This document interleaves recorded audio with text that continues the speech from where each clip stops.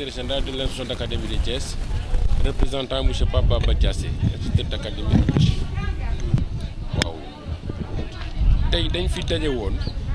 ngir mën a génne sunu ñeenteelu numéro journal boo xam ne depuis bi institut d'académie ñëwee ba léegi ñu koy wax Thiès Éduc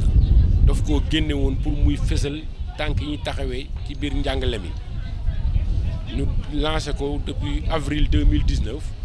tey nekk ñeenteelu numéro bi te comme ci biir journal bi fu ñu toll dañuy fësal li acteurs yëpp di def mais dañ cay tànn benn wala ñaar daal leen di gën ne fàng ci journal bi pour ñu xam ne ndaxte dañuy def ba def loo xam ne day dama dem ba romb suñu njort bii numéro ñu consacré ko Mbaye Dione maire Ngoundiane ndax li muy def ci école yi ak njàngale mi umpul kenn tabax yi muy tabax ak mur de clôture yeeg salle de classe yi internat yi muy def yamu fa sax daf koo romb bu xale yi jógee fii at mi dem université mu topp leen université di leen jàppale ci seen dëkkuwaay ci seen i ticket restaurant ñu jël ko consacré ko journal bi pour delloo ko njukkal ba pare nag daal koy toftal suñ benn doyen boo xam ne foo taxaw ci Thiès boo nee Matar Gueye ñëpp xam nañ ko pas Matar sax lañ ko tàmm di woowee ci koo xam ne nii moom dafa jël boppam rek jébbal ko éducation nationale jéggalul ko jàngalekat yi suba ak ngoon foo ko seen ci tali bi muy dox di waaxu ci yittey jàngalekat yi la nekk ñu jël ko daal koy seexandool ak Mbaye Dione pour sargal leen wane leen ne li ngeen di def umpul inspection d'académie Pape Baba Diass teg na ci bëtam loolu moo tax mu ne ñii kat il faut que ñu wane leen ndax sunu doom yi ak population yi man di roy ci ñoom loolu moo ñu yëkkati woon indi ñu tey Ngoundiane ñu ñëw ba fii defe si ko fi ñu ci sant di gërëm Mbaye Dione mi nga xam ne nii moom moo ñu may ñu ñëw defe ko fii ba pare booleeg nag seetaanuñu journal bi yëpp la jël les 2000 exemplaires daal koy jëlee boppam daal ñu koy fayal kooku ñu ngi ko ci sant di ko ci gërëm loolu moo ñu taxoon jóg moo tax tey ñu ñëw ngi naan ma ànd ak nag délégation boo xam ne nii daanaka bureau yi nekk yaa ñu ci bari génn nañ bu ma leen doon lim fi mu ne damay juum mais ma tànn ci ñeneen ñi yëg ci seen bopp ku ci mel ne Yacine Dong nekk bureau genre Abi Ndiaye ci Nafissatou Ndour Kader Diaw nekk examen et concours Alioune Mbaye bureau courrier Wade aussi bureau courrier ñi sama xel xaw a kii yëpp jéggal ma mais ku ma ci tudd rek tudd naa ñeen ñi kaaw yëpp sama xel mi ngi daj Bodian seen naa fi waa Thiès département Mari Fall ku ma turul daal nga xam ne sama xel la fattu mais ñoom ñëpp gis nañ leen ñoom lañu fa ànd pour sargal ba 3 mois ñetti weer yu ñëw ñu génne benn numéro avril lañ ko commencé te booba tey yàlla sutural nañu ba amu ci benn bu ñu rëcc waaw élèves yi solo si mooy d'abord éducation lépp lu ñu yëngu ñoom ñoo ko waral ba pare dañoo am wàll ci biir journal bi am na ci page yoo xam ni ñoom lañ ko jagleel loolu moo tax ñu indi leen ñu xam ne fàttewuñu leen benn ñaareel ba mooy ñi nga xam ne ñoom la ñuy sargal ñu wan leen élèves muy Mbaye Dione ak Pape Matar Gueye ñu wan leen élèves yi xamal leen ñii kat seen i baay lañu wala seen i maam yoo xam ne nii ay royuwaay lañu bu ngeen góorgóorloo jàng def ni ñu def ëllëg di ngeen mën a toll fi ñoom fi ñu toll bañ mën leen di sargal. waaw xam nga ministère éducation nationale bu école de waaju ubbi dañuy daje bu ñu dajee daal di fixer ay priorité pour wax nan la ñu bëgg a taxawee te priorité yooyu boo seetee bi ci jiitu mooy bi nga xam ne dañoo war a promouvoir un climat apaisé dans l'espace scolaire mooy dañoo bëgg njàngale mi ci école yi ak espace école yi yëpp jàmm rek dafa am maintenant lii nga xam ne nii moo xew syndicat yi déposé ay préavis xëy na ñoom ñi ngi ci seen wàll mais amu ci lenn loo xam ne nii gouvernement bi ak ministre de l'éducation nationale taxawuñu pour jël ko en charge bépp poñ boo xam ne yëkkati nañ ko rek am na ay jéego yoo xam ne def nañ ko ca ñi ngi yëngatu bàyyiwul loon seetaan nañ ñi ngi waxtaan ak ñoom pour ñu déggante ndaxte bu ñu déggantee ba ñu toog ci classe yi jàngal élèves yi résultats yi dafay gën a baax dafay gën a ñoŋ en tout cas ñun fii ci IAD Thiès ñun dañoo wax gouvernement ministre def nañu ñaari weer yu ne woo leen syndicat yëpp dajeek ñoom waxtaan ak ñoom ngeen bañ di réeroo balay jàmmarloo di am ñu fanq lu bari mais ñun sax loolu ñun fekk na ñu di ko def defuñu ko sax ñaari weer ñun par weer lañ ko doon def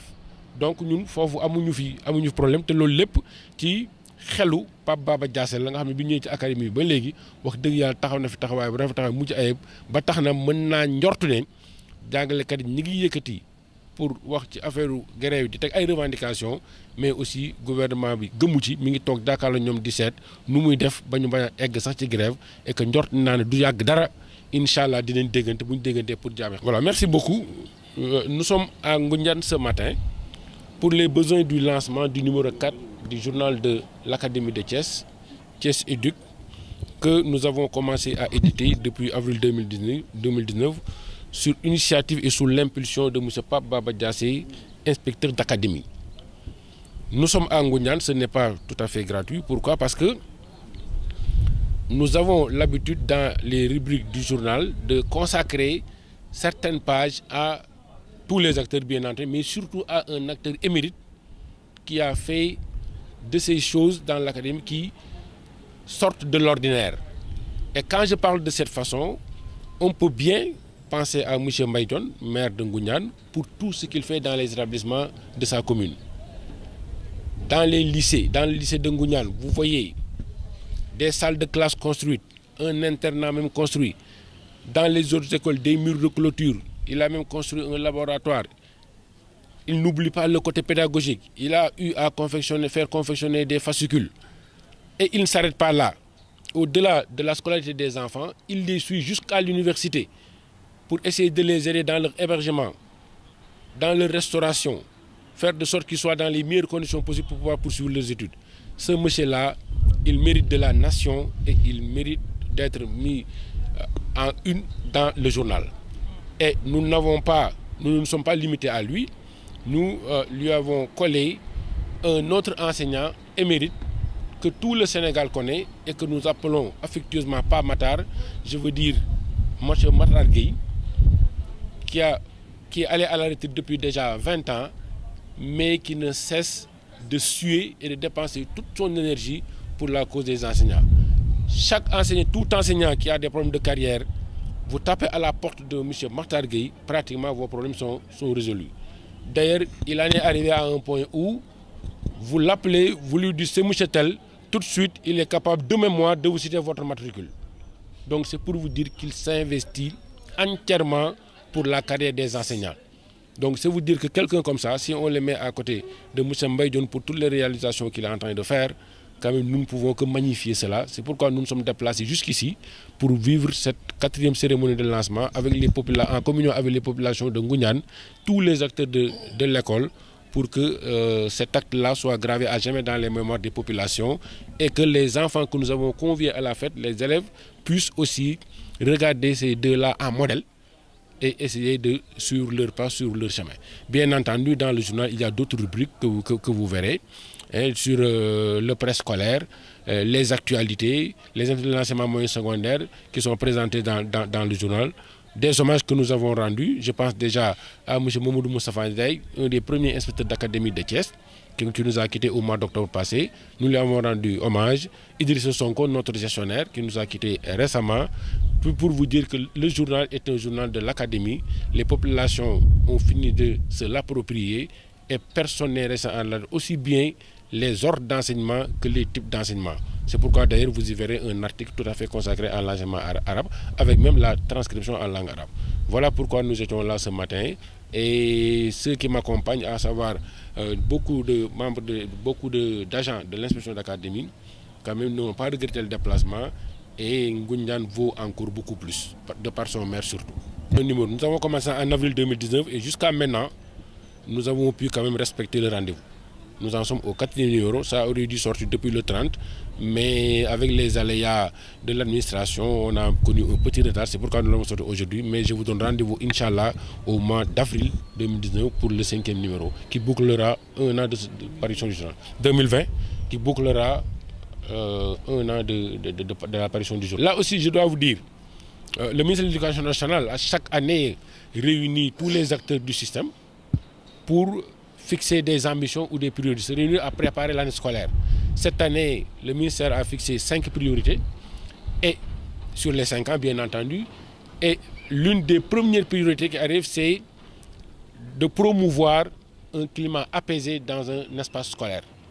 Donc c'est pour vous dire que c'est une préoccupation du ministère de l'Éducation nationale. Actuellement, vous l'avez dit, les enseignants